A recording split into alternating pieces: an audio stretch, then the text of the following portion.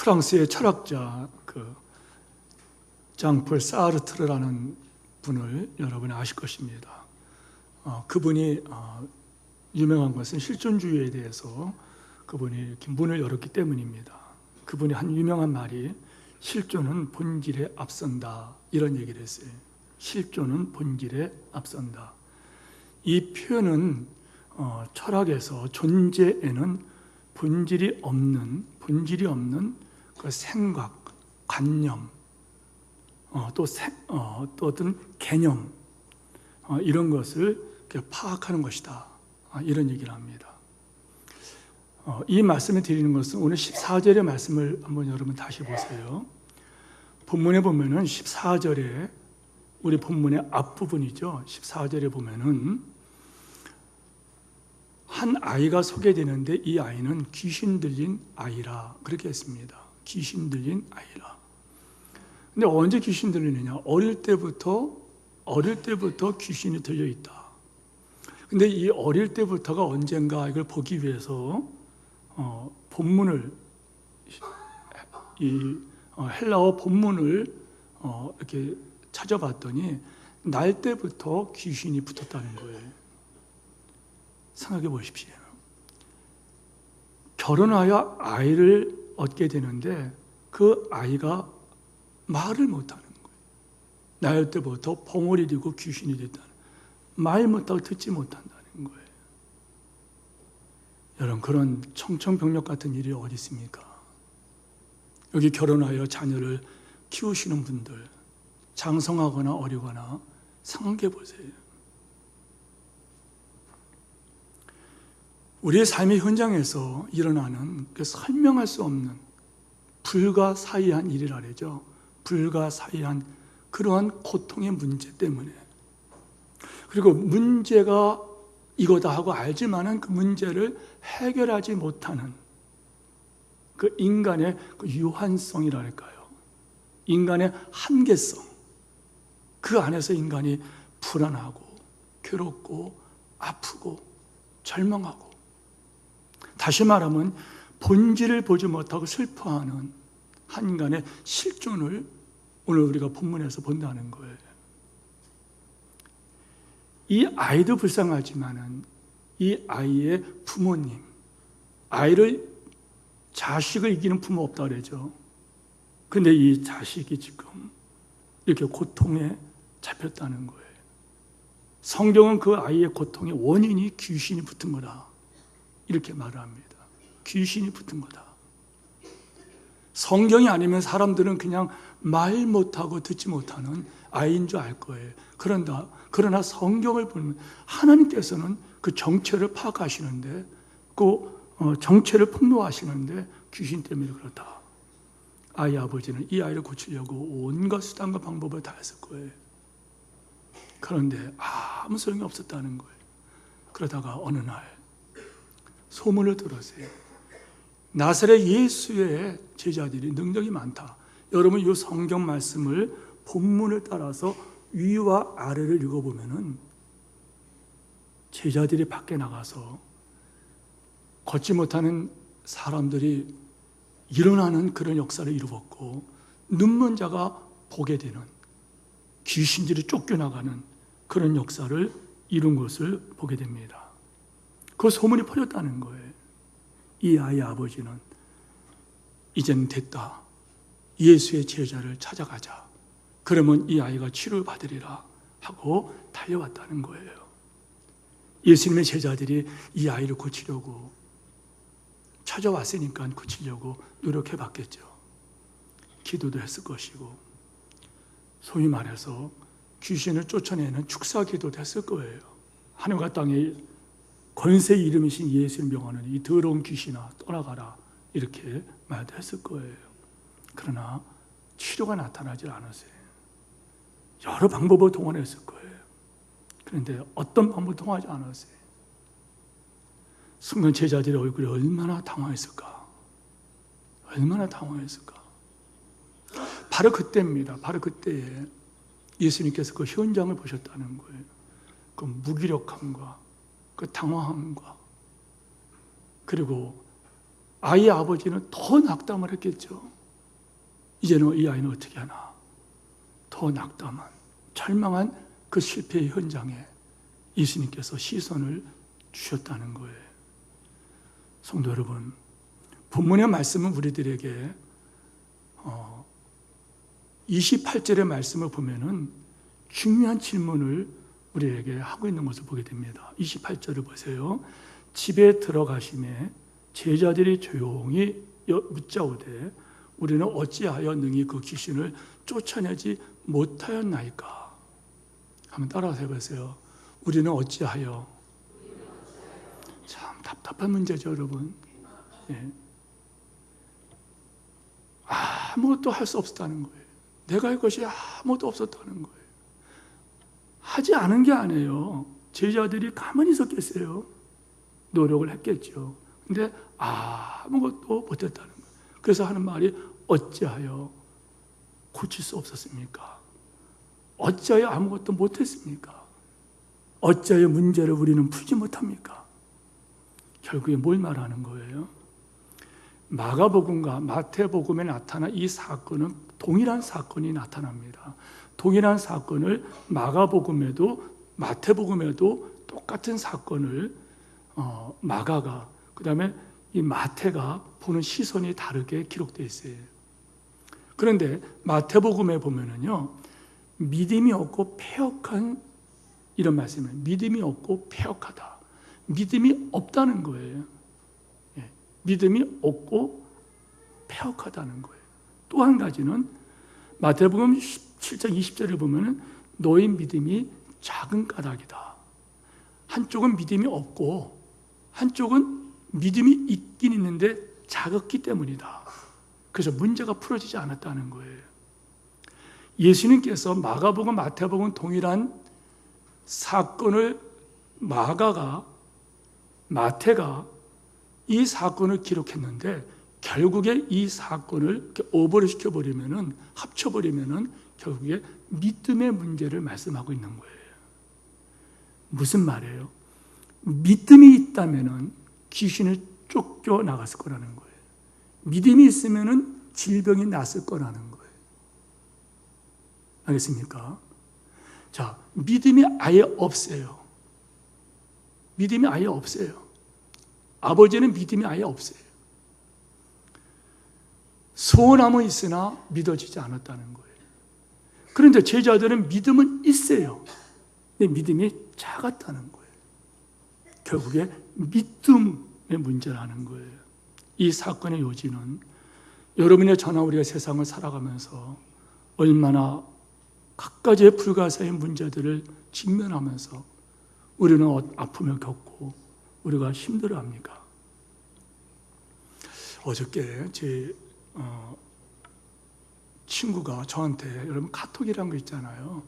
거기에 이렇게 카톡 이렇게 소리가 나가지고 이렇게 열어보니까 거기에 제 친구 목사님이 너무 깜짝 놀랐어요. 병원에 이렇게 누워 계신데 얼굴이 그냥 호박같이 이렇게 그냥 부풀어 올랐더라고요. 그리고 환자 보고 있고 병상에 누워 있는 모습이에요. 여기 테이프를 붙이고 그 사진을 찍어 보냈어요. 너무 놀라가지고 전화를 했더니 내용은 그런 거예요. 어느 날 자꾸만 이 입속이 좀 이상하더래요. 어금니 쪽으로 좀 이상하고 안쪽이 이상하더래요. 괜찮거니 하고 대학원 교수님이기 때문에 시간도 안 나고 그래서 이제 방학을 하게 되니까 논문 지도가 다 끝나고 강의도 끝나고 해서 병원에 가봤대요. 그랬더니 큰 병원에 가봐라. 큰 병원에 갔겠죠. 그래서 몇 곳의 대학병원을 다니면서 똑같이 결론 얻은 게 뭐냐면 수술을 해야 된다, 급하게. 수술을 안 하면은 거기에 무슨 물혹 같은 게 있는데 만약에 수술을 안 하면은 그것이 점점 커지면서 밑에 있는 이 턱의 뼈를 녹여버린대요. 희한한 병이 걸린 거예요. 희한한 병이 걸린 거예요. 놀래가지고 병원에 와서 수술을 받았는데 문제는 이제 조직검사가 결과가 나오는데 화요일날 결과가 나온대요. 이게 암인지 아닌지. 여러분, 원한 게 아니잖아요. 그냥 가다가 당한 거예요, 그런 일을. 그 목사님과 많은 얘기를 하다 문득 그 목사님 울고 저도 울면서, 목사님, 우리가 인생길에 왜 이런 일을 당합니까? 그러면서 결국에 설교 준비하다가 그 문자를 받기 때문에, 또 전화를 했기 때문에 하나님께 이 모든 문제를 맡기시자. 우리 같이 맡기자. 어떤 일이 있더라도 결국에는 합력하여 선을 이루어주실 것이고, 환난 날에는 나를 부르라. 환난에 네가 잡히지 말고 환난 문제를 네가 나한테 맡겨라. 그러면 내가 그 문제를 풀어줄 것이고, 네가 나를 하나님이 하셨다고 찬송할 것이다. 우리 아멘 하시 바랍니다. 결국 이 사건은 어떤 걸 말하는 거예요? 이 본문에 나타난, 이 성경에 나타난 이 사건을 하나님께서 우리에게 왜 소개하냐 말이에요. 그때 그런 일이 있었다는 거예요. 집시 크리스천이라고 했잖아요. 그때 그런 사건이 있었다는 거예요. 이 사건이 그때 있었는데, 2000년이 있었는데 이 사건을 왜 성경에 기록하셨냐는 거예요. 다른 게 아니에요. 여러분, 이 아이나 이 아이의 아버지나 이 아이의 어머니나 그 가족들이 여러분 불가사의한 이런 아픔을 겪었어요. 그럼 이 사건이 뭐냐는 거예요. 오늘 여러분이 세상을 사다 보면은 왜 이런 일을 당하는가? 왜 이런 아픔을 당하는가? 그런 게 있을 거예요. 성경은 그때 믿음이 있다면 그 믿음을 가지고 하나님을 영화롭게 할 수 있다는 거예요. 자, 그렇다면 그 믿음은 어떤 믿음이냐는 거예요. 우리 가운데서 이 땅에 태어나고 싶어서 태어난 분 여기 한 분 없어요. 여러분 세상에 나가야지 하고서 여러분이 태어난 분 있습니까? 없습니다. 저도 오늘 태어나 보니까는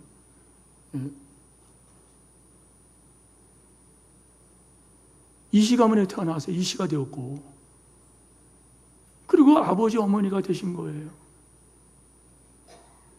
두 분은 떠나셨지만 저는 지금 이 모진 세상에 지금 지나가고 있습니다. 여러분도 그렇잖아요. 세상에 태어났잖아요.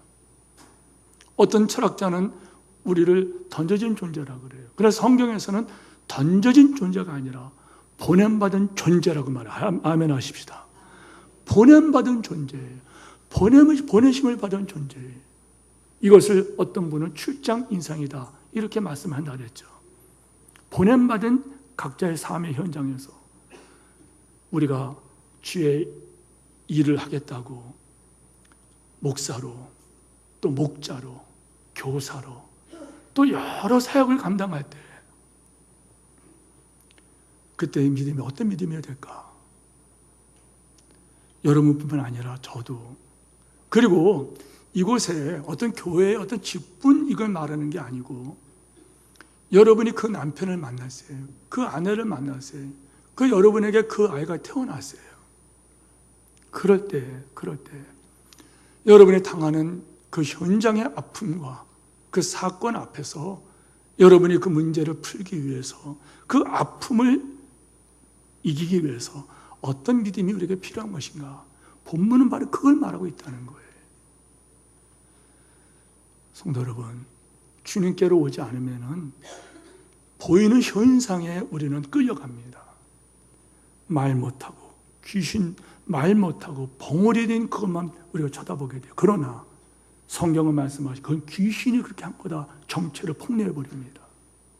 그럴 때 이 문제가 풀어지는, 이 문제를 해결할 수 있는 그 믿음은 어떤 믿음인가? 오늘 이 설교 말씀은 여러분 2000년 전의 사건을 말하는 것이 아니라 오늘 여러분에게 지금 있는 어떤 아픔의 문제들, 어떤 상처들, 해결돼야 될 어떤 문제들을 말하는 거예요.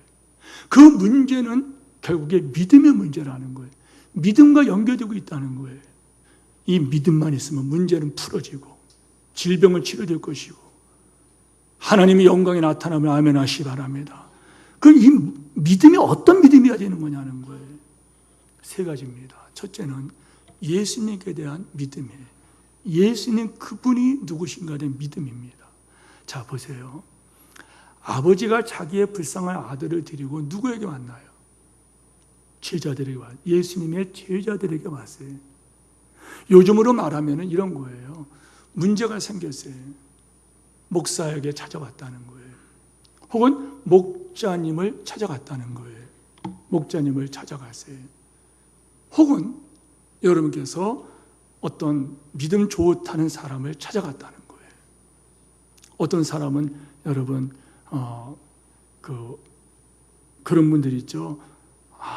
내가 교회 나간 이유가 아픔이 있었는데, 문제가 있었는데, 질병이 있었는데 내가 교회 나갔더니 문제가 풀어지더라. 그러니 교회 같이 나가자. 이렇게 해서 교회 나온 사람이 있어요. 사실은요, 여러분 소위 말해서 부모님이 믿는 분이라 거기서 태어난 분들은 교회 가자 하고서 같이 교회 나와서 예수를 믿게 되죠.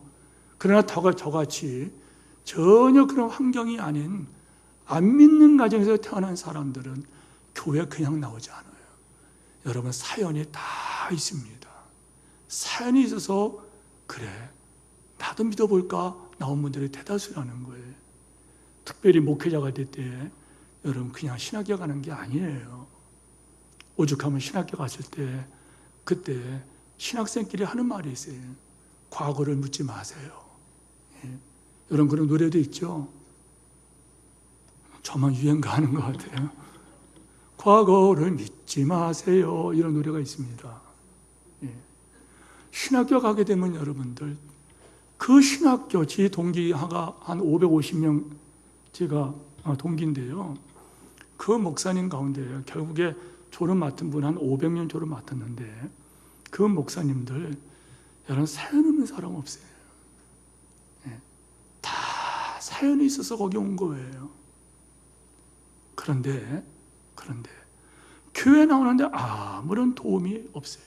목사에게 나오는데 아무런 경험이 어떤 도움이 안 돼요. 예. 당황스럽죠. 제 말은 교회 목회자들, 교회의 목자들, 교회의 우리 주일학교 선생님들이 도움이 안 된다는 말을 하는 게 아니에요. 단지 여러분 우리가 착각하는 게 있어요. 어떤 직책이 있다고, 어떤 직분이 있다고 해서 문제를 푸는 게 아니라는 거예요. 당황스러운 것이 뭐냐면은 성도들이 저한테 와서 어떤 문제를 말하고 아픔을 말해요. 그리고 그것이 풀어졌으면 하고 풀어달라 그래요. 그럼 풀어지나요? 자, 여러분 우리가 분명히 알 게 있어요. 여러분 교회 목사님들은 뭐 하는 사람들이에요? 주일학교 교사와 목장의 목자들은 뭐 하는 사람일까요? 아니 더 나가서 여러분이나 저나 구원받은 사람들은 하나님 나라의 일꾼이라 그랬어요. 구원으로 부르심을 받은 것은, 예수 믿어 구원을 받은 것은 그 사람이 이제는 하나님 나라의 일꾼이 된 것이다. 하나님 나라의 그런 존귀한 사역자다. 이렇게 알고 있잖아요. 그러면 오늘 목사가 뭐 하는 거냐? 오늘 교사가 뭐 하는 거냐? 오늘 교회 우리 목장을 담당하는 목자님들은 뭐 하는 거냐? 뭐 하는 거냐? 성도 여러분, 우리가 분명 똑똑하게 또 겸손하게 받아들일 것이 있어요. 저 서울서 내려오다 보면은, 대전에 가까이 오면은 계속 가면은 옥천 쪽으로 가고 대구로 가고 부산으로 간다는 표지판이 나와요. 그리고 오른쪽으로 털게 되면은 논산 쪽으로, 대전, 논산, 그리고 저 전라도 광주 쪽으로, 전라도로 간다고 표지판이 나와요.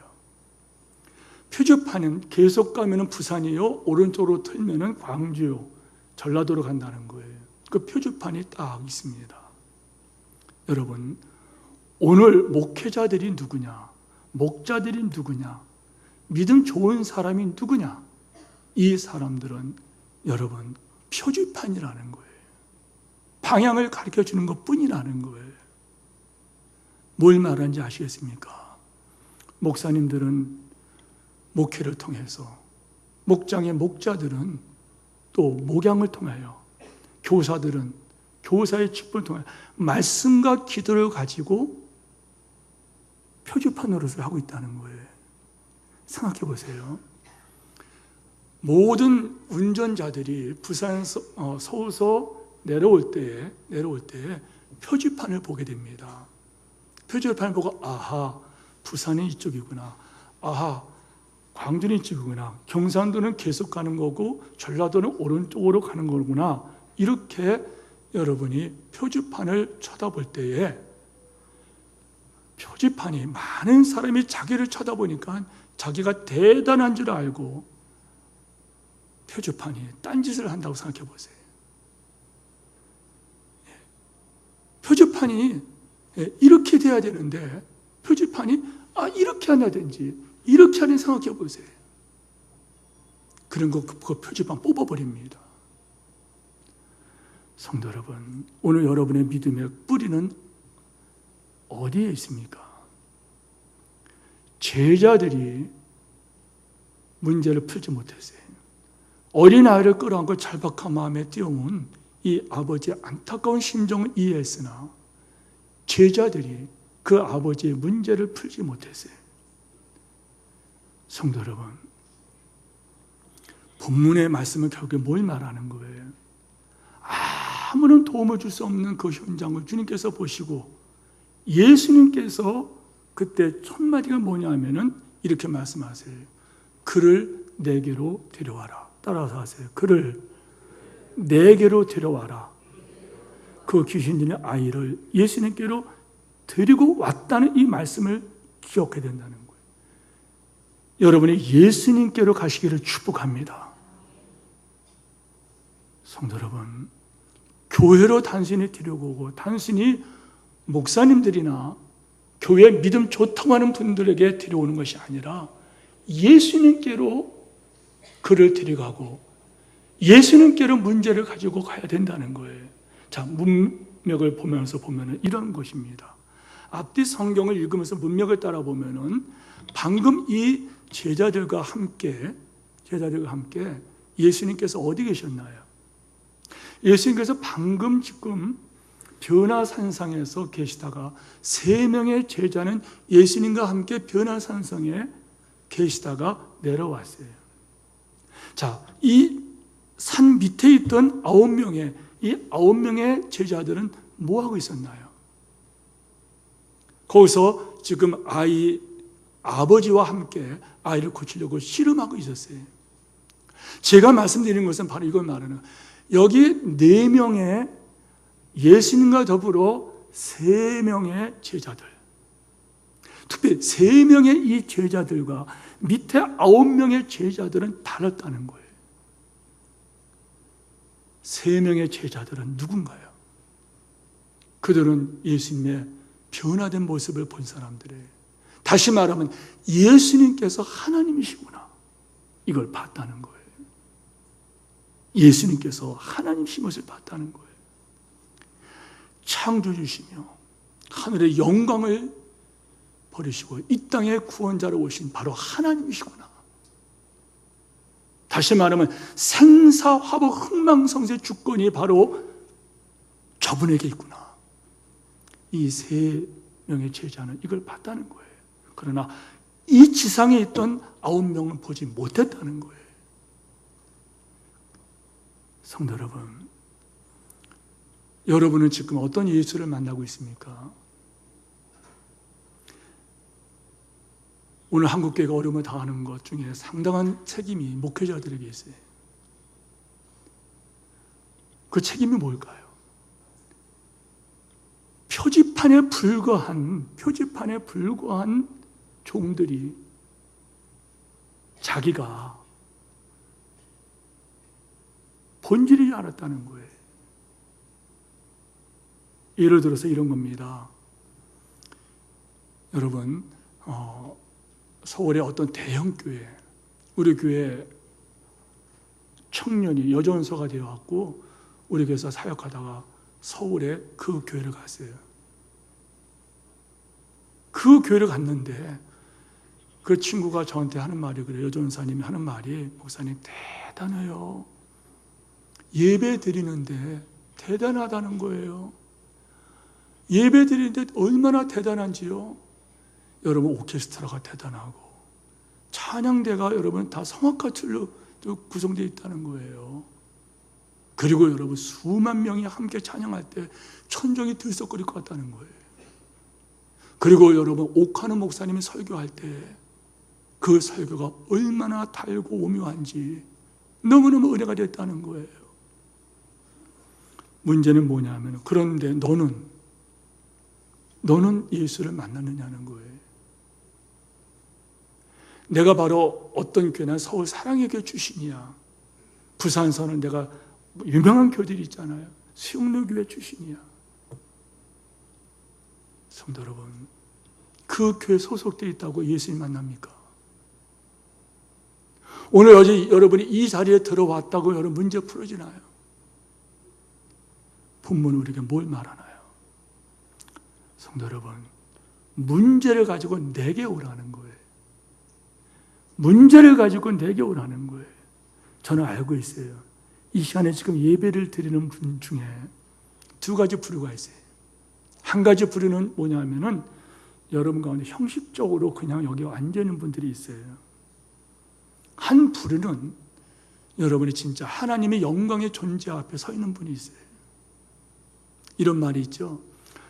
아이들은 장난치면서 딴짓하면서 설교를 다 들어요. 어른들은 여러분 지금 집중하면서 설교를 들으나 딴짓하고 있어요. 예를 들어볼까요? 아이들은요, 여러분 주일학교 아이들 보낸 분들 물어보세요. 교육자들이 설교할 때 오늘 뭘 말씀했어? 그러면 아이들은 다 말합니다. 다 말해요. 여러분 저녁에 부부가 대화 여쭤보세요. 오늘 오전에 목사님이 무슨 설교했어? 몰라. 저녁 되면 설교 제목도 잊어버려요. 성도 여러분, 정말 우리가 고백할 신앙이 어떤 것이냐? 나는 지금 하나님 존전 앞에 서 있다. 천지 만물을 말씀으로 창조하시고 흥망성쇠의 주권자요, 생사복의 주권자 그분 앞에 서 있다. 그분은 바로 날 사랑하사 날 위하여 자기 몸을 버리신 하나님의 아들, 그분을 보내시기까지 나를 사랑하신 그분이시다. 이게 정말 믿어진다면 예배의 태도가 달라질 거예요. 성도 여러분, 그런 성도가 세상을 뭘 두려워하겠습니까? 다시 한번 이 시간에 영광의 우리 주님 앞에 여러분에게 호소합니다. 여러분이 예수를 만나시기를 축원합니다. 예수 그분을 만나십시오. 예수에 관하여 듣는 것이 아니라 예수 그분을 만나시기를 축원합니다. 예수 그분을 만나야 돼요. 두 번째, 예수에 대한 믿음뿐만 아니라 예수 능력에 대한 믿음. 22절 보세요. 이 아이의 아버지가 지금 뭐라고 말하고 있습니까?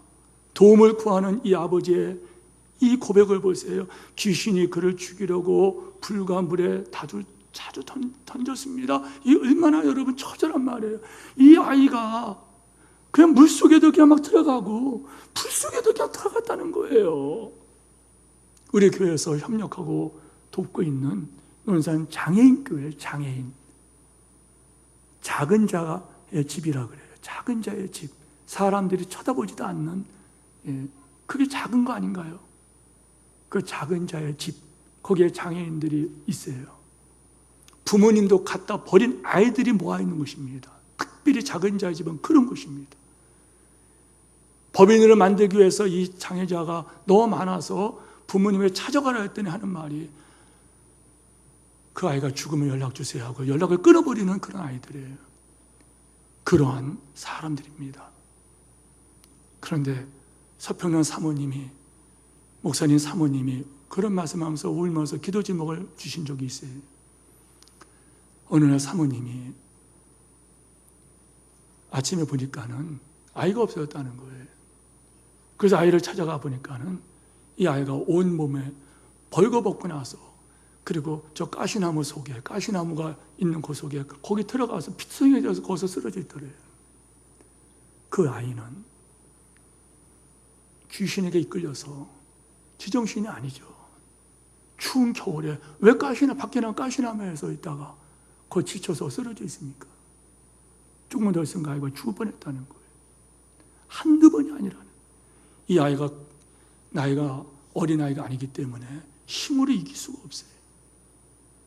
그래서 사모님이 그 아이의 몸에다가 끈으로 묶고, 그 끈을 자기 몸에다 묶고 함께 잠을 잤다는 거예요. 근데 이 아이가 날뛸 때마다 사모님이 여자분이고 당합니까? 그때마다 하나님 앞에 울면서 기도를 했다는 거예요. 그래서 그 아이가 많이 회복이 됐어요. 목사님, 이 아이가 그 아이예요. 그런데 저 눈물밖에 안 나더라고요. 부모도 갖다 버린 그 아이. 근데 그 사모님은 그 아이를 끌어안고 그렇게 했다는 거예요. 귀신이 그를 죽이려고 불 속에도 뛰어들게 만들고 물 속에도 뛰어들게 만들고, 누가 던졌어요? 귀신이 던졌다는 거예요.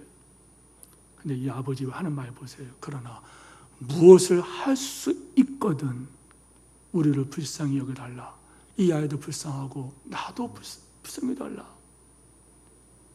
뭐라고 말했다고요? 무엇을 할 수 있거든 이해는 됩니다. 이 아이를 고쳐보려고 한두 번 노력했겠어요? 상상해 보세요. 이 아이를 고치려고 어릴 때부터 안 한 일이 없을 거예요. 의사에게 안 갔을까요? 능력 있는 자에게 안 갔을까요? 사람들의 도움을 다 받아봤을 거예요. 안 돼요. 악한 믿음이 들어갔어요. 어떤 믿음이에요? 악한 믿음이에요. 여러분, 악한 믿음을 가지면 안 돼요. 악한 믿음은 어떤 믿음? 무엇을 할 수 있거든 도와달라. 무슨 말이에요? 할 수 있거든? 예수님 뭐라 그래요? 23절 말씀입니다. 예수께서 이르시되 할 수 있거든이 무슨 말이냐? 따라서 하세요. 믿는 자에게는 능히 하지 못한 일이 없느니라. 할 수 있거든 이 말은 뭐냐면은 확신이 없다는 거예요. 믿음이 없다는 거예요. 할 수 있거든 믿음을 포기한 절망이라는 거예요. 당신의 제자들이 실패했는데 당신들인들 소용이 있겠습니까? 근데 예수님 뭐라 그래요? 할 수 있거든이 무슨 말이냐? 믿는 자는 능치 못한 일이 없다. 성도 여러분, 같은 사건을 다루는 마태복음에 보면, 마태복음 17장에 보면은 여기에 이런 말씀이 나와요. 제자들이 예수님에게 조용히 묻습니다. 어찌하여 우리는 쫓아내지 못했습니까? 어찌하여 우리는 쫓아내지 못했습니까? 예수님 말씀에 너희 믿음이 작은 까닭이라. 믿음이 작다 그랬어요. 자, 비교합니다. 예수님께서 그 당시에 사람들, 그 당시에는 여러분 유대인들은 다 하나님 믿는 사람 아닌가요? 그런데 예수님께서 그들을 뭐라 그래요? 하나님이신 예수님이 보실 때 그들이 어떤 상태라고요? 믿음이 없고 패역한 세대라 그랬어요. 이 아버지 역시 믿음이 없다 그랬어요. 그런데 제자들에게는 뭐라 그래요? 믿음이 없다 그러지 않고 뭐라고 말씀하셨다고요? 믿음이 작은 까닭이다. 자, 결론이 뭐예요? 믿음이 없다, 믿음이 작다, 믿음이 크다. 세 가지예요. 성도 여러분, 이 말씀을 잘 주목하세요.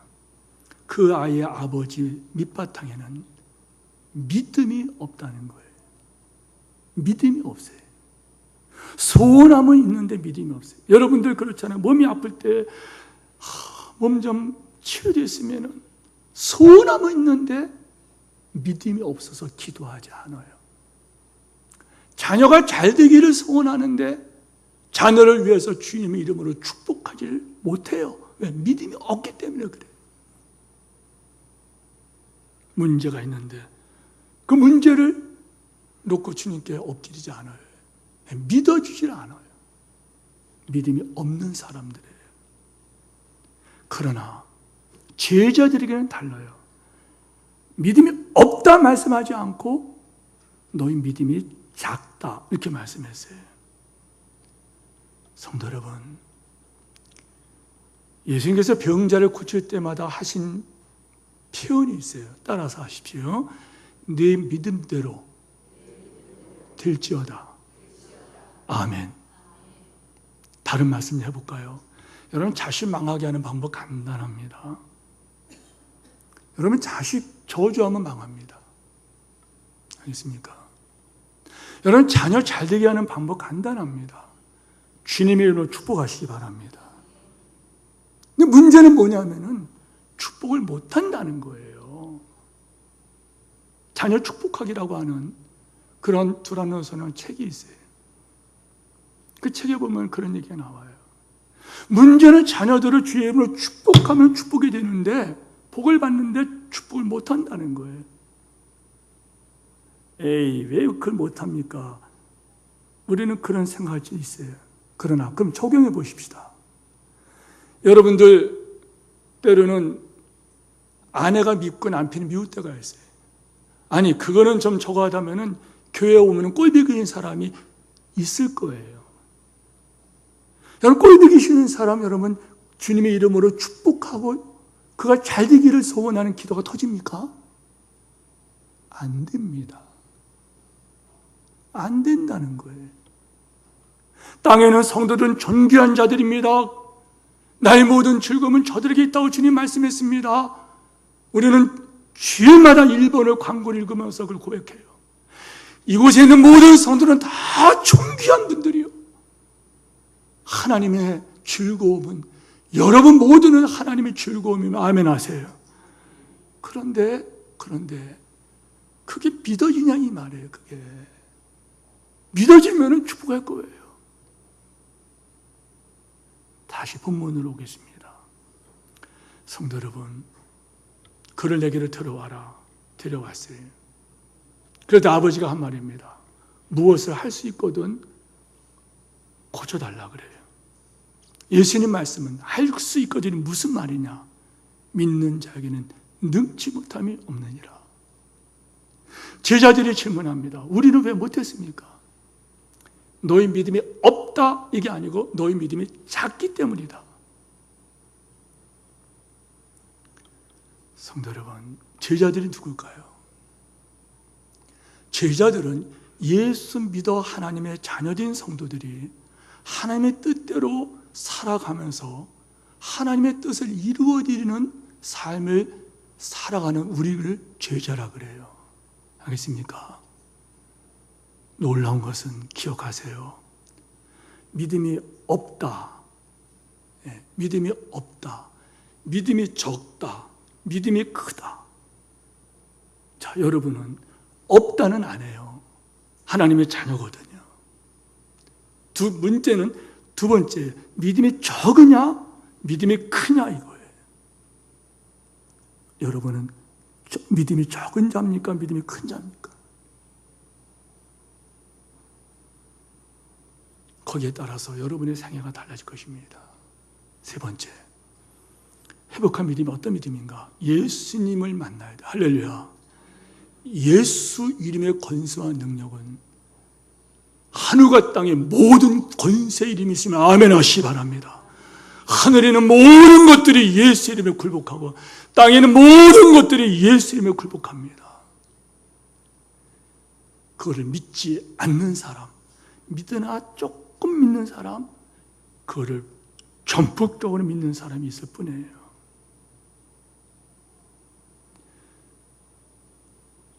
예수에 대한 믿음, 예수 능력에 대한 믿음.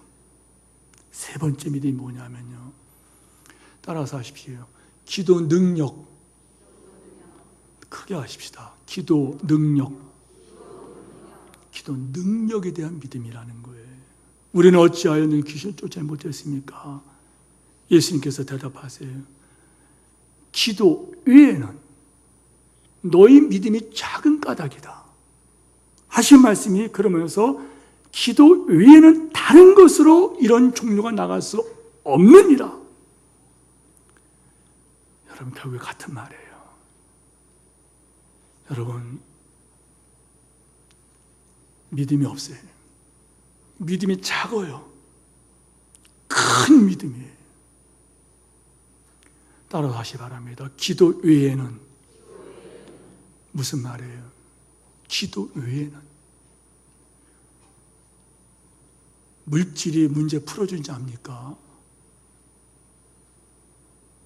어떤 직분이 문제를 푸는 줄 압니까?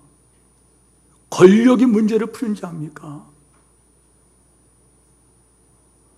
한계 인생입니다. 시간과 공간의 지배를 받는 이 세상에서 여러분 문제를 풀어주는 건 누구냐 이 말이에요. 돈 많다고 여러분 부부 갈등이 해결됩니까? 돈 많다고 여러분 질병이 안 걸립니까? 권력이 있다고 질병이 안 걸립니까? 돈 갖고 얘기했어요. 권력 가지고 얘기해 봤어요. 젊다고 문제를 피해갑니까? 성도 여러분, 여기 있는 말씀을 다시 보세요. 기도 외에는 이 말은 뭐냐면 생사박의 주권자이신 하나님 그분 외에는 문제가 풀어지지 않는다는 것을 여러분 아멘 하시길 축원합니다.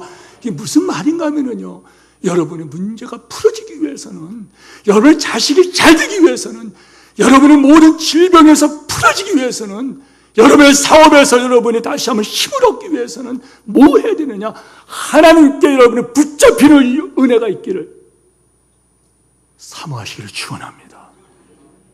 그래서 기도 외에는 하나님의 능력을 내게로 끌어당기는 게 뭐냐? 기도 외라는 기도. 기도 외에는 통로가 없다는 겁니다. 기도 외에는 다른 종류가 이런 문제들이 해결되지 않는다는 거예요. 성도 여러분, 기도가 뭔가요? 그러면은 여러분 가운데 기도 많이 한 분들 있는 거 알고 있어요. 그러나 이 말씀으로 여러분이 기도하는 분인지 아닌지, 여러분의 기도가 바른 기도인지 아닌지, 여러분의 기도가 큰 믿음의 기도인지 작은 믿음의 기도인지, 믿음이 없다는 우리께 아니니까 제거하고 제외시키고, 믿음이 작은 건지 믿음이 큰 믿음의 기도인지 여러분이 스스로 점검해 보세요. 기도는 하나님께 시선을 집중하는 거예요. 자, 뭐라고 했어요? 기도는 하나님께 뭐 한다고요? 시선을 하나님만 쳐다보는 거예요. 기도는 하나님께 시선을 집중하는 거예요. 시선을 하나님께 고정시키고 하나님만 바라보는 거예요. 그러면 여러분, 하나님이 크신 하나님인 것을 체험합니다. 크신 하나님 앞에 문제가 아무리 큰 것 같지만은요, 크신 하나님을 만나게 되면은 여러분 문제는 불어버리면 날아가 먼지만도 못한 거예요. 그래서 기도하는 성도들은 벌떡 일어납니다. 기도하는 성도들은 거기서 다시 용기를 얻고 문제를 해결합니다. 자, 그럼 점검해 보세요. 시선을 하나님께 고정시키지 않으면 두 가지 현상이 나타나요. 하나는 뭐가 보이겠어요? 하나님만 보여야 되는데 하나님 외에 다른 게 보여요. 사람이 보이고 문제들이 보여요. 그때부터 터지는 게 뭐예요? 원망과 불평과 불안함이에요. 불안하기 때문에 불만하고, 불안하기 때문에 불만이 터져버리고 원망이 터져버려요. 그러나 믿음을 보세요. 오늘 우리가 암기한 말씀에 너희 안에 행하시는 이는 하나님이시니, 아멘 하시기 바랍니다. 너희 안에 행하시는 하나님이시니, 그가 자기의 기쁘신 뜻을 이루기 위하여 너희로 소원을 갖게 하시고 그것을 행하게 이루어 가시나니 모든 일에 원망과 시비가 없이 하라. 성도 여러분, 자, 주님을 바라봅니다. 주님만을 바라봅니다. 사람도 안 보이고 문제도 안 보여요. 내 자녀가 탈선하고 내 자녀가 자꾸만 딴 길로 가요. 삶이 어려워요. 직장에서 불안해요. 몸에 질병이 들어왔어요. 그러나 여러분은 온전히 여러분 주님을 바라보면 이런 것들이 없어진다는 게 아니라 이런 것이 여러분이 보이지 않는다는 거예요. 그럴 때 그분께서 문제를 풀어주십니다. 그럼 반대로 여러분이 지금 큰 믿음인지 아닌지를 이걸로 보라는 거예요. 여러분의 원망이 터져버려요. 남편 때문에, 아내 때문에, 부모님 때문에. 나는 왜 돈이 없는가? 남편에 대해 원망하고 아내에 원망하고 때로는 목사를 원망하고 때로는 목사가 성도들을 원망하고 이런 짓거리들이 다 뭐냐 이게? 하나님을 바라보지 않는 믿음은 있으나 작은 믿음이에요. 그러나 온전히 하나님께 시선을 집중해요. 그 하나님이 크신 하나님, 영광의 하나님, 기쁨을 이기지 못하여 하시는 나 때문에 그 하나님 것을 여러분이 바라보게 될 때에는요, 사람이 보이지 않고 문제가 보이지 않아요. 말씀을 맺으면서 하나 예화를 전에 설교한 거라 다시 한번 잠깐 이제 예화를 드릴게요. 여러분, 제가 33살인가 그때예요. 33살인가 34살인가. 그때 어떤 게 부목사를 했어요. 34살일 겁니다. 부목사를 했는데 어떤 집사님께서 제가 맡은 교구의 집사님이에요. 초원의 목사님이라 이 말이에요. 아니, 그 교인이에요. 근데 그 집사님께서, 이 집사님이 신방자 와달라 그래요. 갔더니 그분이 강경화라고 그랬어요. 여러분 전에 말씀드린 사건입니다. 근데 이분이 하는 말씀이, 목사님, 저를 위해서 안수기도만 해주세요 그래요. 여러분, 그때 제가 등줄기에 식은 땀이 확 흐르더라고요. 나는 기도하면 저 사람 안 난다는 확신이 있어요. 저 말을 잠탄 것 같죠? 기도를 해달라니까 기도는 하지만 기도해봤자 이분은 간경화가 치료되지 않는다는 큰 믿음이 내게 있어요. 믿음은 내 믿음대로 된다는 것이 뭐냐면요, 여러분, 큰 믿음은 그 역사가, 악한 믿음은 악한 역사입니다.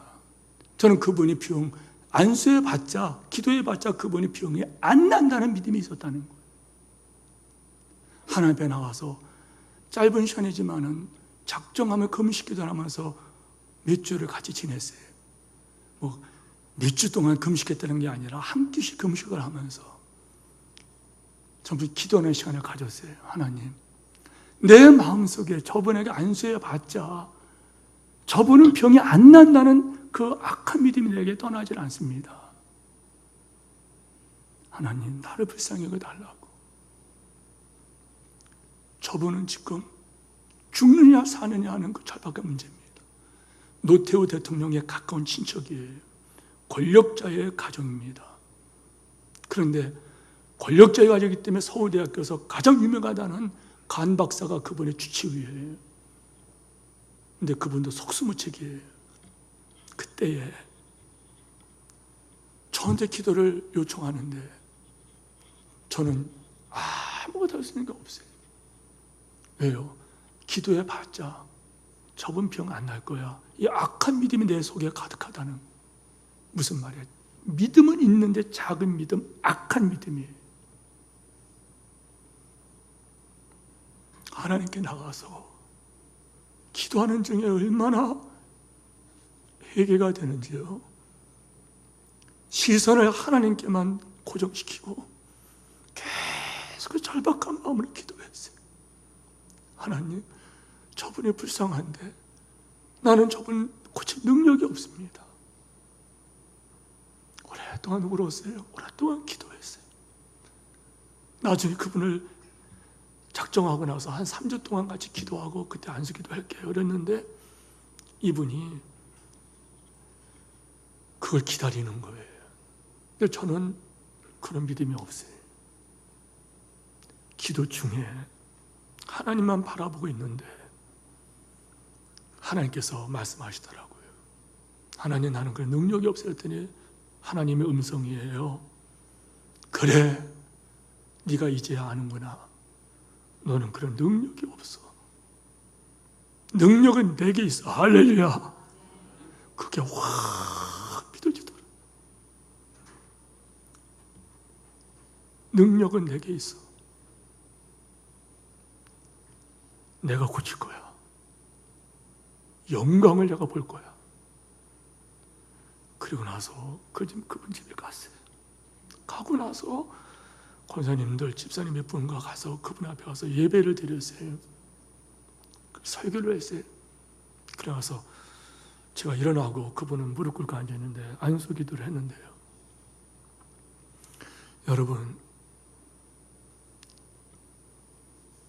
안수 기도가 뭐 여러분 별겁니까? 하늘과 땅의 모든 권세 이름이신 예수를 명하노니 이 질병아, 이 간경아 떠나가라. 예수 이름으로 건강해질지어다. 세포는 회복되고 조직은 살아날지어다. 다시는 질병에 매이지 말지어다. 예수 이름으로 명령하니 여인아 너는 일어나라. 예수 이름으로 기도합니다. 아멘. 일어난 거예요. 그런데 이분이 일어나야 되는데 말씀드렸잖아요. 이분이 다리를 꼭 붙잡고 안아주는 거예요. 그러니 눈 떠보니까 그러니까 또 다시 저는 하나님 아버지 고쳐주세요. 또 중얼중얼 하고 있다가 가야 되는데 또 다리를 붙잡고 앉아있어요. 낮에 보면 2시간이 지났어요. 허리 나빠 죽겠고 집에 가야겠고.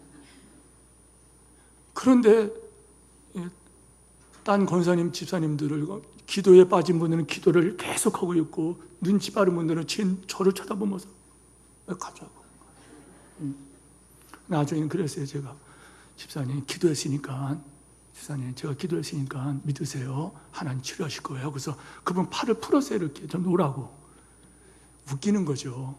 그분은 죽은 전에 사는 문제, 저는 집에 가고 싶어서 그 짓 했다는 거예요. 그런데 그래서 저는 그냥 집에 왔어요.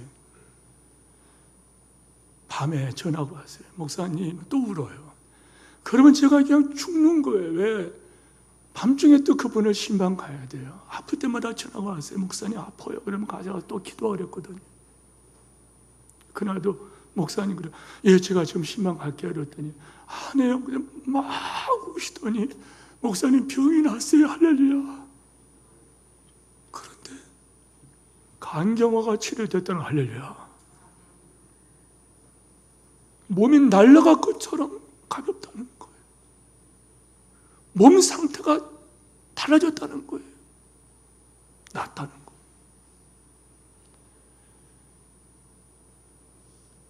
그리고 이튿날 서울대병원에 가서 체크했더니 간경화가 다 없어졌어요. 할렐루야.